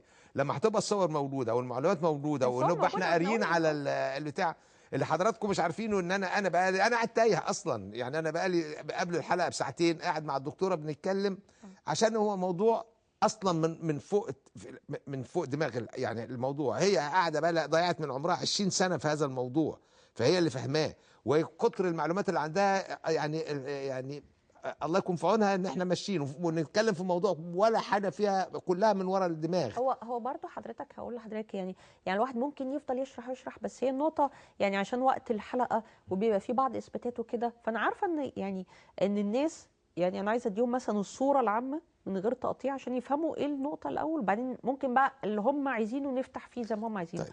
بس عشان الموضوع ده مرتبط بيه اكثر من ملف. طيب. بس الاول الاستاذ محمود اللي اتصل طبعا انا بحييه على كلامه، وكلامه طبعا صحيح تماما، وفوق كده يعني انا كنت لسه دلوقتي عايزين نخش نكمل اللي هو مثلا موضوع القواعد الجوف ارضيه وقواعد دولسي، ونشوف العالم فيليب شنايدر ازاي ذكر ان قاعده دولسي بالذات اللي هي من اكبر القواعد الاساسيه عبارة عن طبقات، في طبقات فيها لا ينفذ فيها إلا صاحب الدرجة 33 من الماسونية اللي هم المتنورين، وذكر بنفسه على فكرة هو ما يعرفش موضوع حكومة العالم الخفية والدجال وكده، لكن هو ذكر بيقول إن في حكومة تحت الأرض تحكم جميع الحكومات اللي فوق الأرض وتهيمن عليها، وأن هذه الحكومة يرأسها كائن له قوة خارقة. يعني هو فيليب شنايدر مش يعني ده عالم مش داخل في الايمانيات والدجال والكلام دوت، لكن هو اللي ذكر بنفسه. طيب ان في سؤال وانها بتهيمن على المخابرات الامريكيه. الاستاذ خالد عزمي هنا بعت سؤال هتقول لك: هل هؤلاء المتنورين يستعينوا بالجن والشياطين؟ ايوه، ما ده اللي احنا عايزين وبالتالي هم بشر لكن شياطين انس، يعني باعتبارهم اذا كانوا ويتعاونون مع ابليس لمحو العقائد. ده ما ده طبعا يعني هم طبعا يعني المتنورين، يعني هو قال ان قائد له قوه خارقه، هو طبعا قصده على الدجال، وفعلا الدجال يعني هنفرد له موضوع اخر عشان الناس يعني ما تتشتتش. بس هو الدجال هو الذي يرأس الحكومة الخفية، والحكومة الخفية هي التي ترأس الحكومات اللي على وجه العالم. الحكومة الخفية دي اللي هي من المتنورين اللي احنا اتكلمنا عليها، هي اللي بترأس الحكومات اللي على ولهم وجه اتصال العالم. ولهم حاجات كتيره جدا بقى. ولهم سيطرة على فكرة على أجهزة المخابرات الآسيوية زي المخابرات الأمريكية والمخابرات الروسية. الكلام ده دلله فيليب شنايدر بالنص، يعني هو مش زينا يعني اللي هو مؤمن وعارف يعني ايه دجال والكلام ده، بس دلله بالنص انها ترأسها حكومة مهيمنة. طيب. وهذا المخلوق اللي بيرأسها له قوة خارقة. السؤال طبعا بتاع الأستاذ عزمي، طبعا ده اللي احنا بنتكلم فيه من الأول، ان الناس دي هي صاحبة المخطط الشيطاني الأساسي، أو هم حزب الشيطان اللي ربنا تحدث عليهم. وإحنا دلوقتي في المراحل الأخيرة، فطبعا اللي هو بيستعجل المخطط الأخير على الأرض. هي طبعا الحكومة ديت بتستعين. وعلى فكرة برضو لما نفتح الموضوع ده هنجيب أدلة من أحاديث رسول الله عليه الصلاة والسلام من القرآن على أن هذه الحكومة تستخدم الشياطين وتستخدم الجن وشياطين الإنس والجن. وربنا قدم شياطين الانس على الجن برغم القوه اللي بتاعت شياطين الجن، لان احيانا الشيطان الانس يفوق بكثير بعقليته بتدبيره قدرات شياطين الجن. يعني مش شياطين الجن بس، هي الخوارق يعني. لكن هي النقطه بقى اللي هي الناس هتعترض عليها، عشان احنا دلوقتي عايزين ندخل في موضوعنا قبل ما الوقت يمشي. النقطه اللي الناس هتعترض عليها ان في امور تدل كتير هنفتحها ان الجن فصائل مختلفة، والجن هو كل ما جن عن رؤية بني ادم، او كل ما حجب عن رؤية بني ادم. لا، البني ادم ما يشوفوش، هو بيشوف البني ادم بس عشان سواء مش شرط بس عشان ذبذبته اللي احنا قلناها. يعني احنا برضو من الحلقة اللي فاتت قلنا العالم المنظور بتاعنا يقع في نطاق ترددات 34,000 ل 64,000 موجة في البوصة. موجة في البوصة. ما هو دون ذلك، ما هو فوق ذلك لا نراه، يعتبر من هم اللامرئيات. ذبذباتهم بقى في في الجنبين دول. لكن كل شيء في الكون عبارة عن طاقة. ما يجعله لنا صلبا سائلا غازيا، احنا بنشوف نفسنا احنا كذا عشان بيقع في هذه الترددات. هم لهم عالمهم ولهم معادنهم ولهم لبسهم ولهم ادواتهم، احنا ما بنشوفهمش. لكن في بعض اجناس من الجن، يعني انا جادلت ناس كتير على انواع احنا هنتكلم عليها دلوقتي اللي هم الجريس دول. ايه الجريس دول؟ طب ليه ربنا قال بس الانس والجن هم الثقلين او هم المكلفين؟ لان انا شايفه ان الجريس دول هم انواع من الجن، لكن الجان فصيل من الجن. الجن فصائل متعدده، منها ما نعلمه ومنها ما لا نعلمه، ومنها ما هو مرئي ومنها ما لا هو مرئي، ومنها ما هو مؤمن ومن هو كافر. وهم طرائق قددا. يعني في منهم مسلمين، في منهم أصحاب ذمة، في منهم أصحاب كتاب، وفي منهم بقى درجات من الكفر، وفي درجات عاتية جدا من الكفر. المرضى بقى والبتاع. المرضى والشياطين. الأسوأ بقى من المرضى اللي احنا هنتكلم عليهم بعض الأجناس بقى اللي هتخص موضوعنا، اللي هم بيعملوا على استجلابها، اللي هي زي الجريز وزي حاجه اسمها الريبتيليانز او الزواحف. يعني دول هم دول بقى عايزين، هم دول يبقوا جنودهم في المعركه القادمه. يعني الحرب اللي جايه عايزين ياخدوهم. النقطه بس عشان يعني نكمل على موضوعنا قبل ما ربنا يجعل الكلام الوقت. الخفيف عليهم ولا يقولوا لنا ان هو تبقى مصيبه سوداء. والله ما احنا لازم نعرف دول طبيعتهم ايه قبل ما نرفض ودول كذا، لان دي حاجات موثقه وممكن نفتح فيها كتير جدا. بس عشان الناس تبقى عارفه ان الحاجات دي موجوده بيتم استجلابها من زمن وموجوده وتمت دراستها.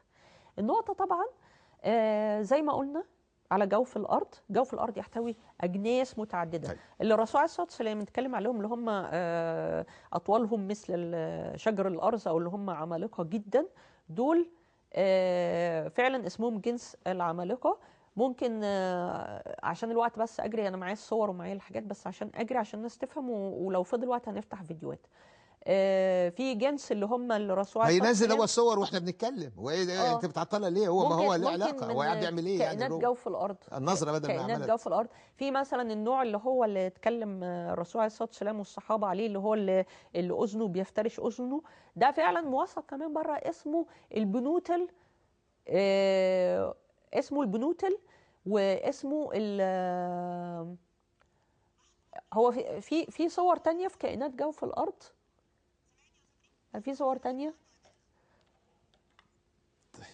اللي هي جمع الكائنات جوه في الارض؟ المهم يعني فالبنوتل دول. طب ناخد تليفون برضو من سوهاج لحد اه دخل الاستاذ محمود من سوهاج. مساء الخير يا استاذ محمود. مساء النور يا باشا. اهلا بيك يا فندم. ازي الحال يا استاذ ابراهيم؟ الحمد لله، اتفضل. بالنسبه اللي اتكلم فيه الدكتوره ماء صبحي متواجدين. علي صوتك يا، تعلي لنا الصوت هنا. ماشي، بقول لك لا الصوت اللي عندك يا باشا. لا ايه وطي التلفزيون عندك يا عم محمود والنبي. انا واطي خالص لا التلفزيون. التلفزيون لو سمحت. بالنسبه اللي اتكلم فيه الدكتوره ماء صبحي يا استاذ ابراهيم، سمعني انت كده؟ اتفضل. ايوه سامعين. دكتوره.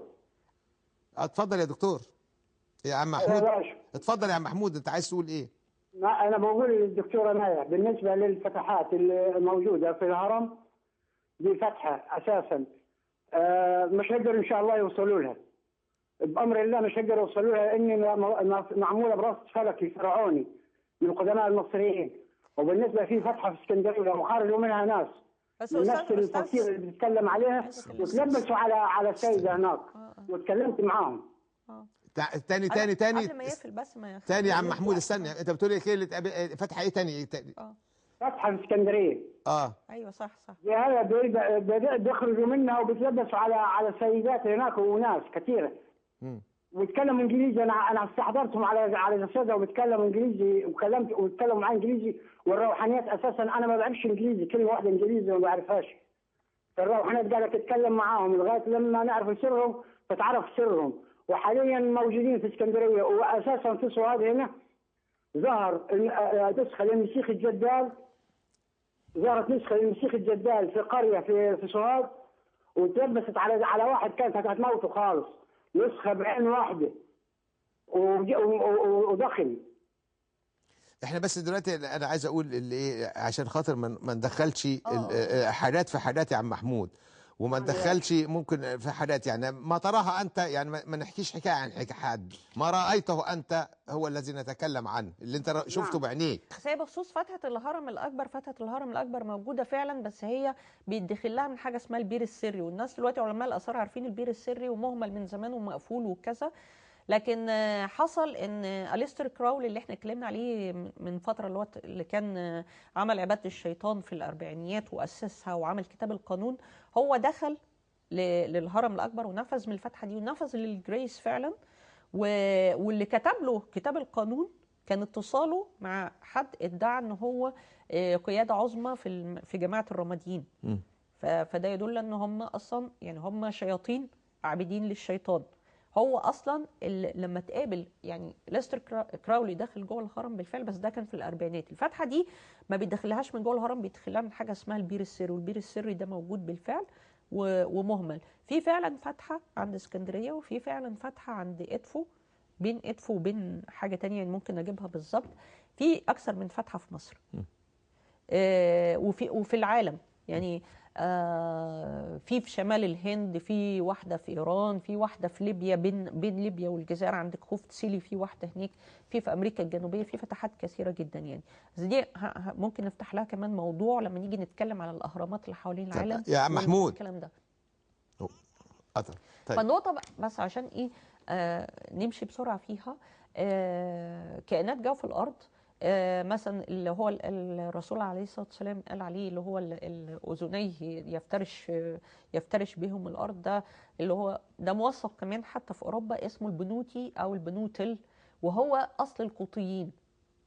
يعني احنا بنسمع القوطيين، اصل القوطيين هم البنوتل، وهم عارفين كويس جدا ان هي كانت كائنات جوف ارضيه، لان كان في زمن فات كانوا بيتعاملوا مع الكائنات الجوف ارضيه ومدن جوف الارض بطريقه عاديه جدا. وحتى وثقوا مدينه اجارسيا، والمصريين وثقوا طيبه السفلى ومدينه دوات، وحتى عملوا النآكر. يعني اللي هو اللي على الجنب ده، اللي على الجنب اليمين اللي هو ودنه طويله، هم دول من احد صور القوطيين او البنوتل. اللي هم الرسول عليه الصلاه والسلام قال عنهم يفترش اذنيه. الهياكل العظميه اللي لقوها وقالوا دي بتاعت قوم عاد، دي مش بتاعت قوم عاد ولا حاجه، والناس طبعا ردت. يعني في مره ان شاء الله هنفتح الموضوع ده، الناس اللي قالت قوم عاد بنات الاهرام، الكلام ده اي كلام، الكلام ده خاطئ تماما.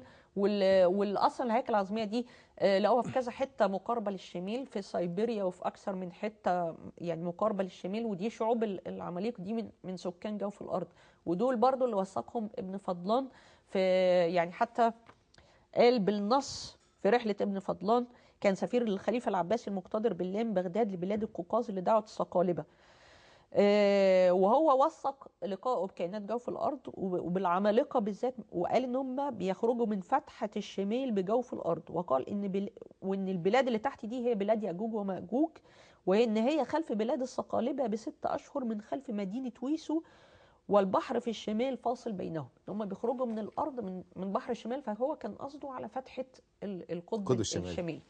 وطبعا غير كده خرائط الادريسي وخرائط القزويني واتكلم عليهم الدكتور مصطفى محمود، بس ما فيش داعي دلوقتي الفيديو عشان الوقت.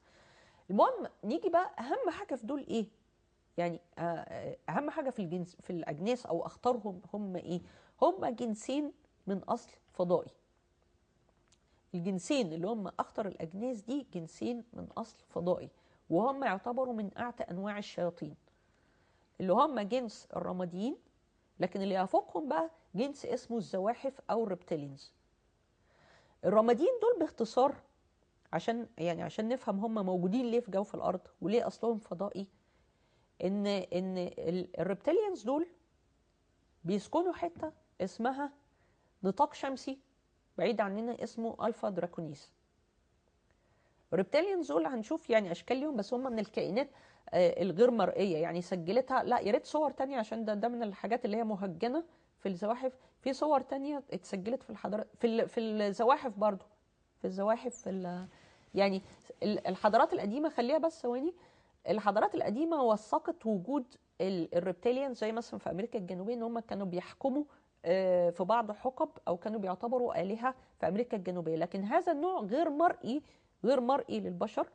وهنتكلم ليه، لانه هم من كائنات اللي هي في البعد الرابع. البعد الرابع اللي هو يتخطى مجال ترددات حواسنا ورؤيتنا، فهم يعتبروا من انواع اللي هي من انواع الجن اللي في البعد الرابع، اللي هي لا ترى بالعين المجرده، لكن ممكن استجلابها بطرق شيطانيه، بتستجلب بطرق شيطانيه وبتتلبس، يعني ممكن تتمثل في اشكال، يعني ممكن تتمثل في اشكال ادميه. دي حاجات حضارات، يعني ديت الحضارات اللي سايبه الصور دي وفقا لرؤيتها وفقا لتصورها. وهم دلوقتي في وثائق ان هم بيتعاملوا مع الريبتيليانز وطريقه استحضارهم وكذا، لكن هم كائنات غير مرئيه. يعني في كلام عنه بيحضروهم يعني. ايوه. النقطه بقى ليه احنا ذكرناهم، يعني انا عايزه اقول ان الكائنات اللي من اصل فضائي فوق او المعروفه بالنسبه لنا، طبعا لدراسات كتير ممكن نفتح فيها قوي، بس اللي انا عايزه اقول ان هم 22 نوع. اخطرهم او المتعلقين بالارض هم الريبتيليانز والجريز. الجريز اللي هم الرماديين، والريبتيليانز اللي هم الزواحف. يعني ممكن نجيب موقع مجره موقع الفا دراكونيس، يعني موقع الريبتيليانز وموقع الجريز من الكوكب بتاعنا، برضو موجوده الخريطه وكده. المهم الزواحف دول اساسا بيسكنوا نطاق اسمه الفا دراكونيس، والجريز اللي هم الجريز او الرماديين اللي هم الحضارات اتعاملت معاهم، ودلوقتي الحكومه الامريكيه بتتعامل معاهم، وهنشوف التقنيات اللي هم خدوها منهم. الجريز دول بيسكنوا عامه في نطاق اسمه اوريون. النطاق ده فيه كواكب مختلفه، اوريون، زيتا، بيلتريكس، يعني في 3 انواع، اوريون، زيتا، بيلتريكس. مش ده المهم بالنسبه لنا، لكن المهم بالنسبه لنا ايه؟ ان الزواحف يفوقوا قوه عن الرماديين. الزواحف دول بيعملوا يعني هم زي الشياطين كده، بيغزوا الكواكب وبيغزوا كذا يعني بياخدوا بيسيطروا على الشعوب وكذا وكذا وكذا. المشكله ان الزواحف دول غزوا الكواكب بتاعه الرماديين، جابوا، لان الزواحف دي كانت في فتره معينه كانت بتعامل كآلهة على الارض وبيتم استجلابها، جابوا فصيل من الرماديين، والرماديين مرئيين بالنسبه لنا. الفصيل الموجود عندنا في جوف الارض ده فصيل مهجن، وهنشوف في فيديوهات بعد كده تشريح وكذا ان هو لا يملك، ما فيهوش اجهزه تناسليه، لا معده ولا تناسليه ولا اي حاجه خالص. فدول الموجودين مهجنين. عشان كده لما شرحنا الاتفاقيه بتاعت جرياده اللي عملتها حكومه الولايات المتحده الرسميه مع الجريش، ان يتم التبادل التقني معاهم في مقابل ان الحكومه نفسها هتسلم لهم افراد مختطفين بيجروا عليهم تجارب، بياخدوا منهم حمض نووي، لان بالفترات بالاف السنين الحمض النووي بتاعهم حصل له اهتراء لانهم بيتكاثروا بالتناسخ، بالاستنساخ قصدي. فبياخدوا من الاحماض النوويه، ساعات بيعملوا تجارب على اناث بيزرعوا لهم اجنه، وعندهم اسلوب ان هم يفقدوا الذاكره الواعيه للاشخاص بعد اعادتها. وده كان من ضمن احد بنود اتفاقيه جرياده، ان هم يتم اعاده الاشخاص اللي بيتم اختطافهم، لكن هم تعدوا ده بقى بكثير. طيب احنا خلاص بقى نقفل ده عشان نخش على ايه، احنا الوقت بقى قليل اللي عندنا فاصل ووقت قليل، فاحنا عايزين ندخل عشان نتكلم على القواعد. احنا هنطلع فاصل دلوقتي عشان بس بعد الفاصل هنتكلم على قواعد الجوف ارضيه، ونبتدي نشوف الانفاق بتاع دولسي ونشوف الحاجات دي ونتكلم في ده. اطلعي فاصل.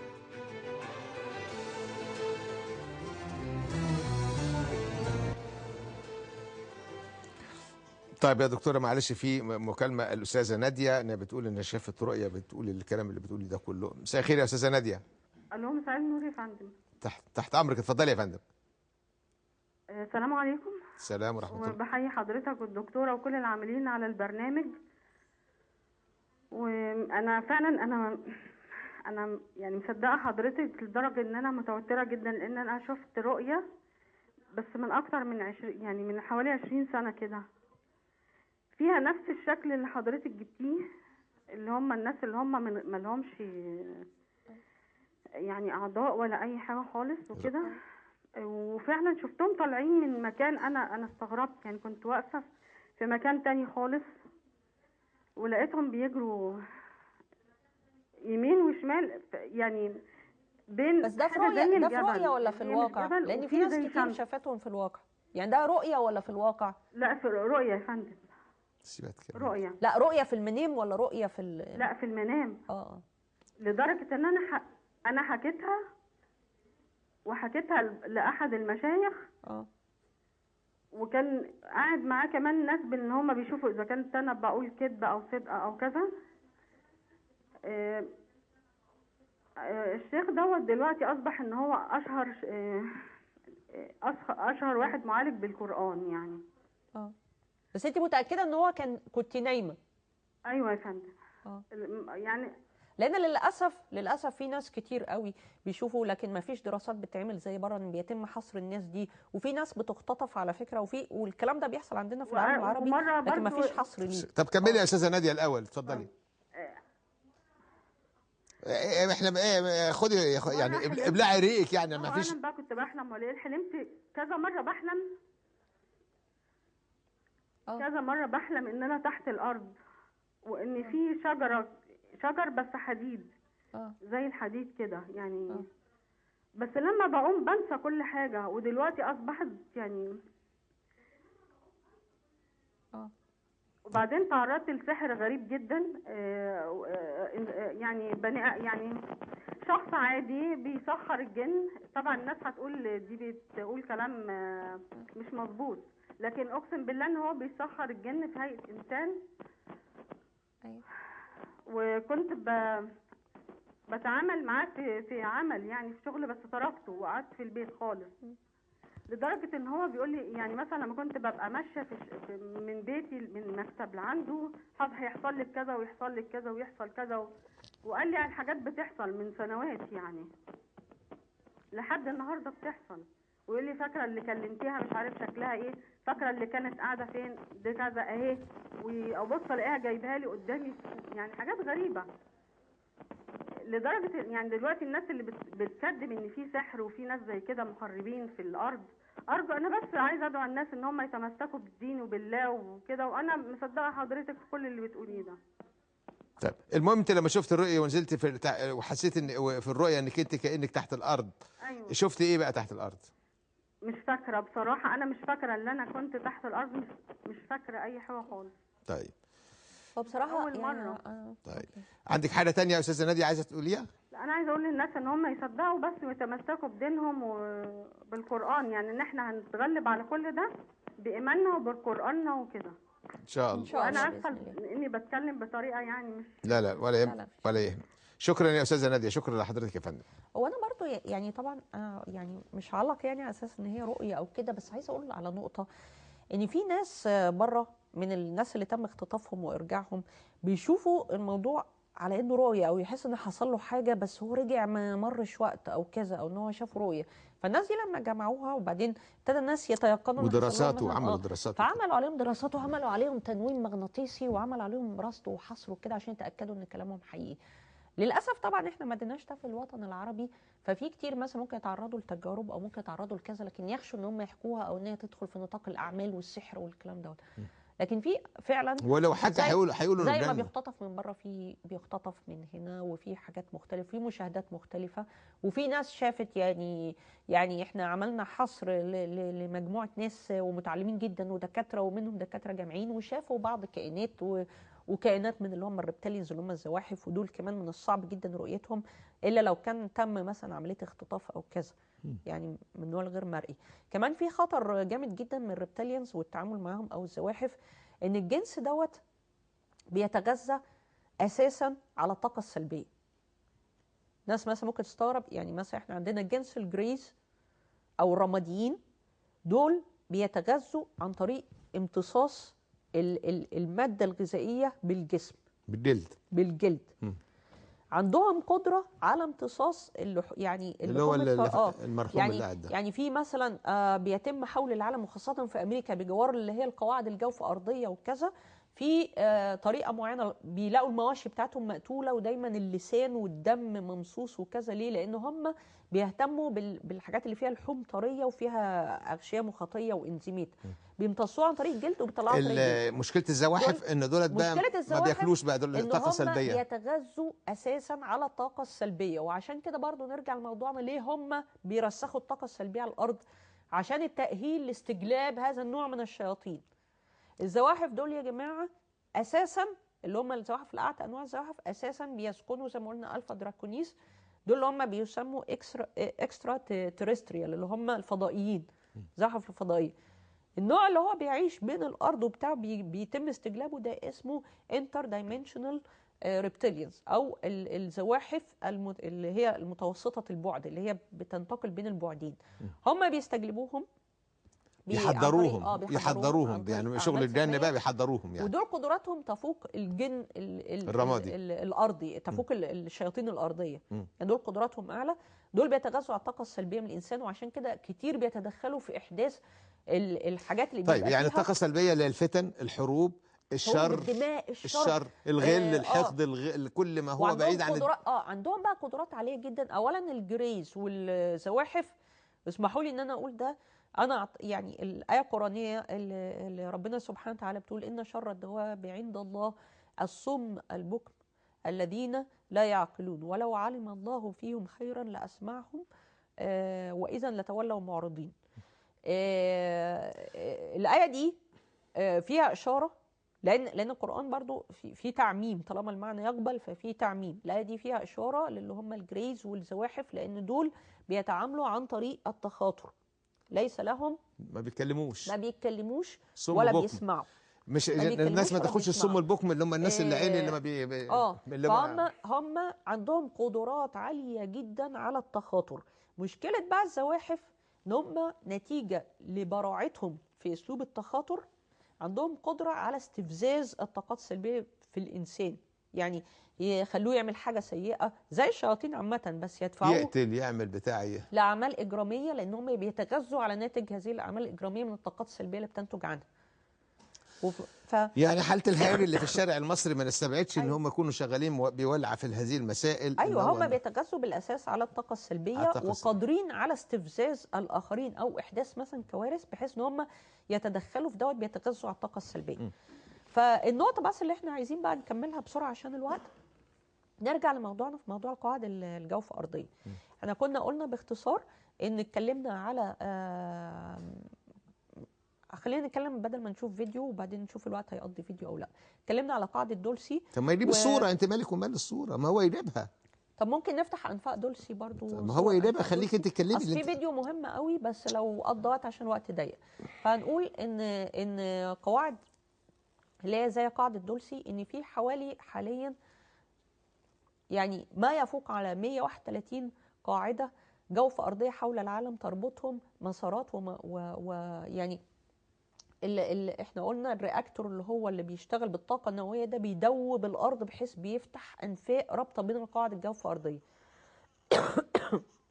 وان القواعد دي ليه معموله بالرياكتور اللي بيدوب ده؟ عشان تستحمل خروج اجسام هتمشي بسرعه 3000 ميل في الثانيه، اللي هي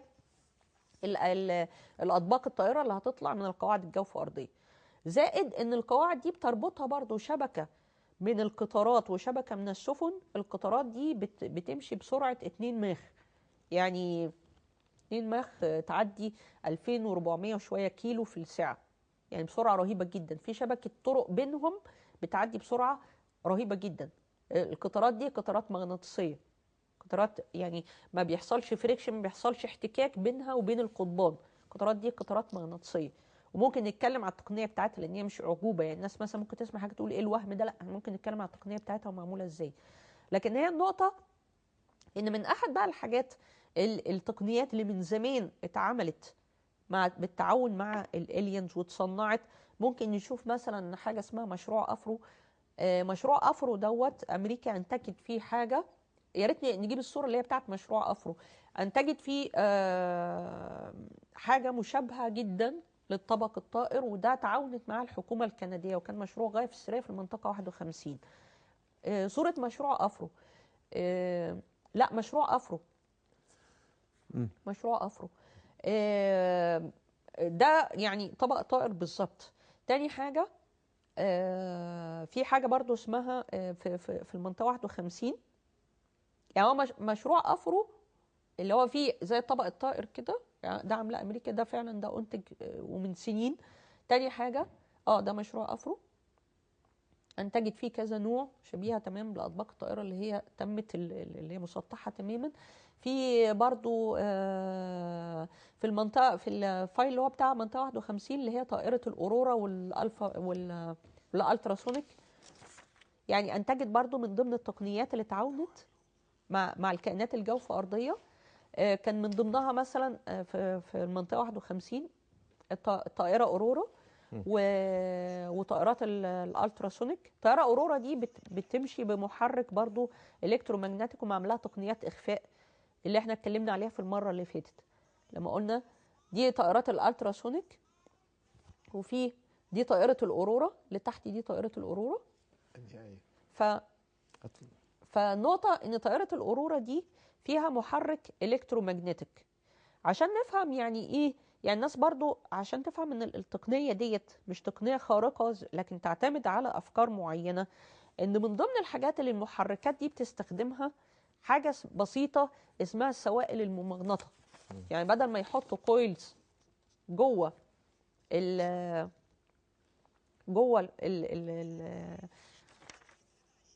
نفس المحرك نفسه، بدل ما يحطوا كويلز بيحطوا حاجه اسمها سوائل ممغنطه. ايه السوائل الممغنطه دي؟ بمنتهى البساطه هي سوائل عاديه زي الزيوت، زي كده، زي يعني زيوت انواع من الماء، بس بيتم حقنها بتقنيه النانو بذرات وجزيئات من الحديد واكاسيد الحديد الممغنطه. طب ده بيتم ليه؟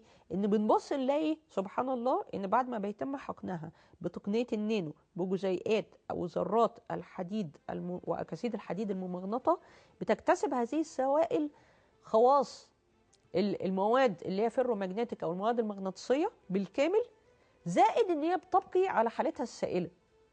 فدي طبعا بقى ايه، دي حاجه هايله جدا. احنا ممكن نشوف مثلا لقطه من الفيديو اللي هو بتاع الفيرومagnetic فلويدز اللي هي السوائل المغناطه اللي هي هيلموتس تورس. طيب. ممكن تشوف منه لقطه بس ليه. احنا خلي بالك السوائل المغناطه دي بقى وقتنا خلص. يعني دي بتشيل الاحتكاك بالكامل. طيب. بتعمل قوه جامده مغناطيسيه. طيب. بتضاد بقى القوات. اتفضل. بس اسمحك يعني يعني انا دلوقتي خلاص احنا وقتنا خلص. اه تقدري تقولي لنا ايه اذا اراد ربنا وكان لنا عمر الاسبوع الجاي هنتكلم فيه عشان نكمل الموضوع؟ والله يعني لو عايزين نكمل الموضوع، انا كنت عايزه ابتدي في موضوع تاني، بس لو عايزين نكمل الموضوع ده ممكن هل نكمله. الموضوع ده خلص ولا ما خلصش؟ هو ما خلصش. يعني كنت عايزه اتكلم على السؤال اللي اتسال كتير، اللي هو بتاع الانسان الكوني والترسيخ بقى. ممكن اقول في كلمتين يعني. ما عادش، لا ده احنا بنلعب في الوقت الضايع. طب اوكي. طب انتوا تحبوا يعني هو في مواضيع تانية كبيره، خلاص. فانتوا تحبوا نكمل موضوع ولا نتكلم في موضوع تاني؟ لا ايا كانت الامور هنحط على الصفحه الكلام ده بقى، احنا هنحطه على الصفحه يعني للساده يعني المشاهدين. في اكثر موضوع مهم خلاص يعني. هنحط في هذا، هنكمل في الموضوع في السلسله، ويبقى الحلقه الجايه هتبقى اسئله اكتر، اسئله من الساده المشاهدين عشان حضرتك تجاوبي عليها، وكل واحد عنده استفسار تقدري تجاوبي عليه. دكتوره مايا بشكرك، ولغايه الاسبوع الجاي ان شاء الله هنلتقي. بس عايز اصلح حاجه صغيره هنا. الايه اللي السوره اللي قالتها الدكتوره مايا اللي هي سوره الانفال الايه 23: بسم الله الرحمن الرحيم: ان شر الدواب عند الله الصم البكم الذين لا يعقلون ولو علم الله فيهم خيرا لاتمعهم ولو اثمعهم لتولوا وهم معرضون. صدق الله العظيم. ويمكن هنا الاشاره الصم البكم، احنا بناخد دايما الصم البكم، اغلبنا بيتصور ان الصم البكم اللي هم اهالينا اللي اتخلق ودنه اللي جاله حمى مش عارف ايه وبقاش يسمع وبقاش يتكلم، انما مش هم دول اللي ربنا سبحانه وتعالى، انما هم الدواب اللي شر الدواب اللي هم بقى شر الدواب كل ما يدب على الارض، واللي هم نكتشف في الاخر ان هم اللي موجودين تحت الارض وفي باطن الارض وفوق كل ذي علم عليم وسبحان الله في خلقه. انما في كل الاحوال بنحاول ان احنا نعرف الحقيقه، وكل الحاجات دي كلها مش هتخوفنا، لان طالما ان في وعي وفي ايمان، وطالما بنؤمن بالله سبحانه وتعالى، وطالما ان احنا بنرمي همومنا على الله سبحانه وتعالى، وطالما ان احنا بنخلص الله سبحانه وتعالى، لن يستطيع احد ان يسيطر على البشر. اضافه بس صغيره، ان المعرفه والعلم بالشيء احد سبل او اهم سبل المقاومه، لازم الناس تعرف كده ان شاء الله. دكتوره مايا شكرا. شكرا. بشكر حضراتكم، نلتقي يوم الاحد ان شاء الله. تصبحوا على خير.